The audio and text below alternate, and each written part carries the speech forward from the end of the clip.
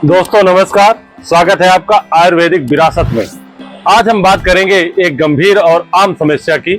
जी हाँ साथियों, दुबलेपन की अर्थात मांस क्षय की, कृशकाय की या कहें शरीर में मांसपेशियों के क्षय की।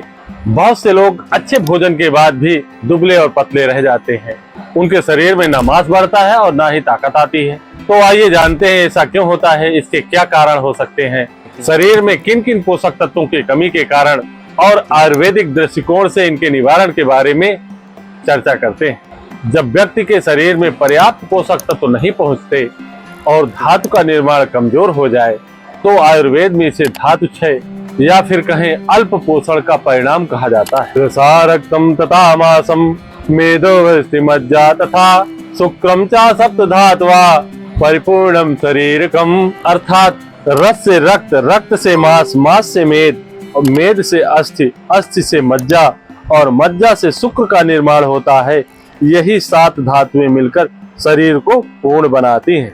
रस रक्त अरुमास है, मेद अस्थि मज्जा शुक्र, 7 धातु सजीव हैं, पोषक जीवन धीर। आयुर्वेद के अनुसार जब हम आहार ग्रहण करते हैं तो उसका अंश रस में परिवर्तित होता है। प्रत्येक धातु अगली धातु में कितने दिनों में परिवर्तित होती है, आइए जानते हैं। भोजन करने के बाद सबसे पहले रस धातु बनती है।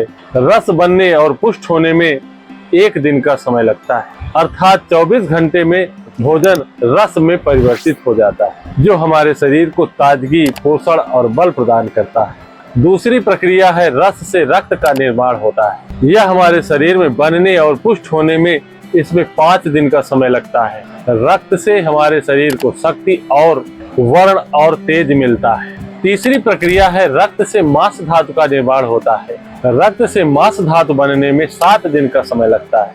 मांस धातु के पुष्ट होने से हमारे शरीर को स्थिरता, सभी अंगों और मांसपेशियों को बल मिलता है। चौथी प्रक्रिया है मांस धातु से मेद अर्थात चिकनाई, स्निग्धता बनती है। मांस से मेद बनने और पुष्ट होने में 10 दिन का समय लगता है। मेद से हमारे शरीर को स्निग्धता, स्थूलता और अपार ऊर्जा का भंडार मिलता है। पांचवी प्रक्रिया है मेद धातु से अस्थियों का निर्माण होता है। मेद से अस्थि का निर्माण और पुष्ट होने में 15 दिन का समय लगता है। अस्थि हमारे शरीर को आधार, संरचना और स्थिरता प्रदान करता है। छठवीं प्रक्रिया है अस्थि से मज्जा धातु का निर्माण होता है। अस्थि से मज्जा धातु बनने और पुष्ट होने में 20 दिन का समय लगता है। यह हमारे शरीर के अस्थि गुहा को भरना, तंत्रिकाओं और मस्तिष्क को शक्ति देने का कार्य करता है। सातवीं प्रक्रिया है मज्जा धातु से शुक्र धातु का निर्माण होता है। मज्जा धातु से शुक्र धातु बनने में या कहें पुष्ट होने में 30 दिन का समय लगता है। शुक्र धातु हमारे शरीर में ओज, बल, साहस, धैर्य और किसी भी कार्य को करने की क्षमता प्रदान करता है, जीवनी शक्ति को बनाए रखता है और शारीरिक स्थिरता को प्रदान करता है और संतानोत्पत्ति में सहायक है। तो दोस्तों, ये तो हुआ हमारे भोजन से हमारे धातुओं के निर्माण के बारे में चर्चा। अब आइए जानते हैं मांस क्षय किन कारणों से होता है या कृशता किन कारणों से आती है।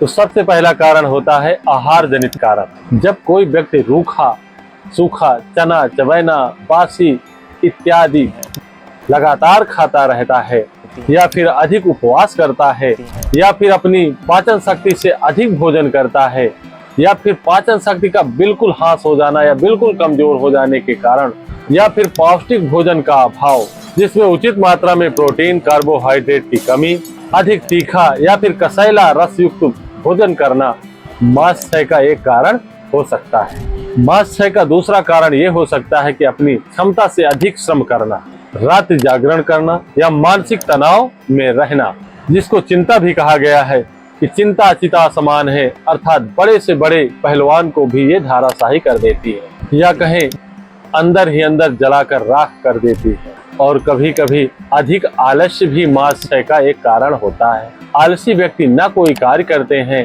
न ही कोई योगाभ्यास और व्यायाम करते हैं, जिससे मांस शिथिल होकर शरीर गलने लगता है। मांस क्षय का तीसरा प्रमुख कारण है शरीर में वायु का प्रकोप अर्थात वात दोष। वात दोष से शरीर में रुक्षता, अग्निमंदता अर्थात पाचन शक्ति का ह्रास और धातुओं में पोषण चक्र के अवरोध के कारण शरीर गलने लगता है या कहें मांस क्षय होने लगता है। साथियों, मांस के कारण शरीर सूख कर काटा हो जाता है, या कहें शरीर हड्डियों का ढांचा मात्र रह जाता है, बलहीन, शक्तिहीन, स्नायु और हड्डियों का स्पष्ट दिखाई देना, सहन शक्ति कमजोर हो जाती है, थकान और त्वचा का रूखापन और स्वभाव चिड़चिड़ा हो जाता है। मांसक्षय को रोकने के लिए सबसे पहले वायु के प्रकोप को रोकना चाहिए। साथियों, आइए जानते हैं मांसक्षय को आयुर्वेदिक तरीके से कैसे रोकें। सबसे पहले तो वायु को कंट्रोल करने वाली आयुर्वेदिक औषधियों का प्रयोग करना चाहिए। खजूर का उपयोग करना चाहिए देसी गाय के घी के साथ। देसी गाय का घी हमारे पेट की अग्नि को बढ़ाता है, तो आप घी और खजूर को साथ में लें, जो आपको भरपूर एनर्जी देता है। इसको हम एक प्रकार से मोदक के रूप में भी बना सकते हैं। जैसा कि आप 100 ग्राम खजूर लें, फिर खजूर का बीज निकालकर 20 ग्राम घी में अच्छे से तल लें या भूंज लें। फिर भुने खजूर के छोटे छोटे टुकड़े कर लें या फिर पाउडर या पेस्ट बना लें, और 1 ग्राम काली मिर्च, 1 ग्राम सौंठ और थोड़ा सा मेवा डालकर लड्डू बना लें, और आप 20 ग्राम के लगभग के लड्डू बना लें। यह लड्डू आपके शरीर को बहुत ही ताकत देगा, साथ ही आपकी एनर्जी को बूस्ट करेगा। आप 1 लड्डू सुबेरे 200 ग्राम गाय के ताजे दूध के साथ लें। यह आपको पूर्ण स्वस्थ और सबल बना देगा, क्योंकि इसमें विटामिन ए, बी, सी अर्थात इसमें कई विटामिन मिलते हैं, और साथ ही इसमें 77% कार्बोहाइड्रेट्स मिलते हैं, 4 से 5 ग्राम प्रोटीन, फैट मिलते हैं। अगर आप यह मोदक 100 ग्राम की मात्रा में लेते हैं तो आपके शरीर को 352 कैलोरी प्राप्त होती है। यह मोदक शीतवीर है, अर्थात आपके शरीर के लिए साथ में है ठंडक पहुंचाएगा। यह मोदक आपके शरीर को एनर्जी और ताकत से भर देता है। जरूर अपनाएं और अपने बच्चों को भी सुबह सवेरे जरूर खिलाएं। वे स्वस्थ और सबल बनेंगे, पढ़ने में और खेलने में तेज और चुस्त दुरुस्त रहेंगे। साथियों, हमारी यह जानकारी आपको कैसे लगी हमें कमेंट्स बॉक्स में जरूर बताएं, और साथ ही आपको हमारी अगली वीडियो किस विषय पर चाहिए हमें कमेंट्स बॉक्स में जरूर बताएं, और हमारे द्वारा दी गई प्रत्येक आयुर्वेदिक जानकारी आप तक पहुंचती रहे, इसके लिए हमारे चैनल आयुर्वेदिक विरासत को सब्सक्राइब करें। धन्यवाद साथियों।